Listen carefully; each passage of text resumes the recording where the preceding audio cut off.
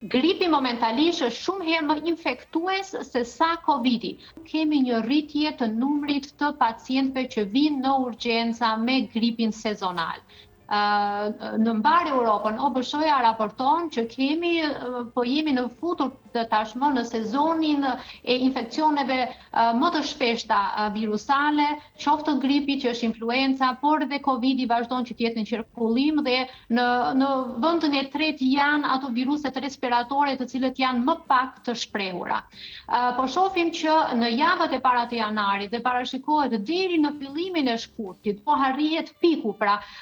numri më i lartë i infektuarve nga gripi. Varianti më i fundit i gripit është varianti K, i cili në Amerikë tashmë ka arritur më shumë se sa 90% të infektuarve, kurse këtu në Europë, përfshirë dhe Kosovën, më shumë se sa 50% atyre që po kalojnë tani gripin e kanë variantin K. 30% të infektuarve momentalisht janë me Covid dhe 20% që i fundit i takon atyre viruseve pak më të rralla, si që RSV-ja që është ato infeksionet respiratore. Momentalisht, OBSH-ja rekomandon, sidomos për gripin, i cili është dominanti dhe më i rrezikshëm momentalisht, që të kemi një kujdes të shtuar, siç e tha dhe kolegja, qoftë në diagnostikim, pra që në hapat e para kur fillojnë simptomat e gripit, sidomos me atë kollën e thatë e cila qëndron më shumë se sa një javë, kjo është një shenjë alarmi e parë, që dallon nga Covidi, që nuk paraqitet patjetër me kollë të thatë, dhe kur kolla nuk largohet, vjen edhe temperatura e lartë, vinë të gjitha këto simptomat justifike që sikundër dhe doktoreli përmendi, në ato momente duhet të fillojmë që të bëjmë diagnostikimin me testin e shpejtë, që është ai testi PCR-s që përmendi dhe kolegja, që është më rruga më e lehtë për mund ta quajmë që nga shtëpia pacientët që kanë shenjat e gripit ta bëjnë këtë testin e përshtymës dhe të shohim nëse kemi të bëjmë me gripin apo kemi të bëjmë me Covidin, dhe nga një moment pastaj kemi më të lehtë që të punojmë se e dim që nuk e kemi infekcion bakterial, për shembull, nuk kemi nevojë për antibiotik dhe ndonjëherë mjafton vetëm qëndrimi në shtëpi për një javë që infekcioni të kalojë. Nëse kjo nuk ndodh, duhet të shkojmë tek mjeku për katës, për shembull i familjes për të rriturit ose tek mjeku pediatër për fëmijët. Po e përmendët që edhe OBSH në një farë forme ka bërë të ditur ose ka ngre një alarm sa i përket situatës me gripin sezonal në gjithë Evropën, sidomos. Po, sepse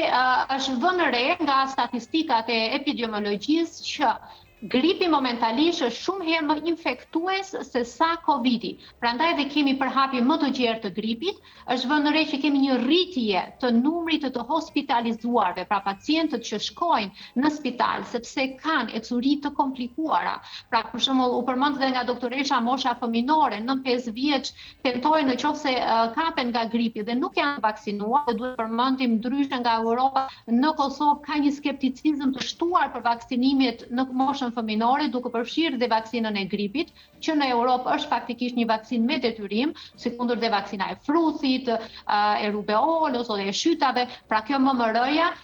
që në lidhje jepet që sapo lind fëmia në maternitet, japim këto vaksina, dozën e parë, dhe fëmijët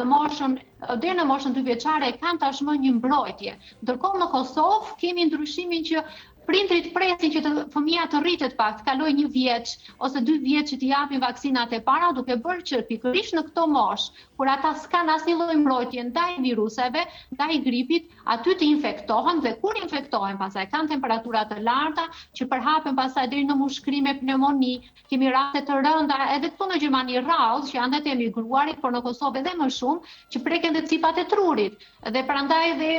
këto infekcione mund të bëjnë fatale për fëmijët e vegjël që shkaktojnë pastaj qoftë epilepsin, dëmtime të trurit, prekje të zemrës me miokardite. Pra në moshën fëminore të mbrojtur dhe në moshën e avancuar mbi 70 vjeç shikojmë më shpesh urgjencat dhe shtrimet spitalore nga gripi. Dhe këtu duhet kemi më shumë kujdes.